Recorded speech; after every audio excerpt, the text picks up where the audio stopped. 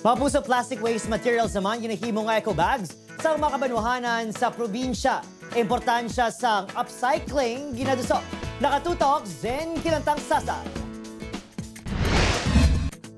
May kwarta sa basura. Masami ini nga mabatian sa kadamaan. Inang napamatudan sang Iloilo Provincial Government, Environment and Natural Resources Office bangod ang tanan nga waste materials nga matipon ang ginahimo nga eco bag sang tagsa ka LGU.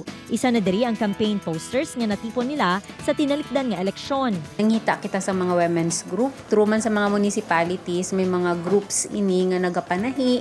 So ginhatag naton sa ilang mga materials kag ginubra nila into eco bags. Tinutuyo sang programa nga mahaylo ang publiko sa paghatag sang importansya sa upcycling sa waste materials agod amat-amat ng madula ang single-use plastic sa kabanwahanan. Aside nga mabuhi na naton ang basura sa aton nga palibot, no, number one gid na ka aspeto kay kanugon man lang ka mga campaign materials nga ihaboy naton nga pwede pa siya gali mapuslan. Matandaan tuig 2022 pa sa nagumpisa ang inisyatibo sang Iloilo Provincial Government.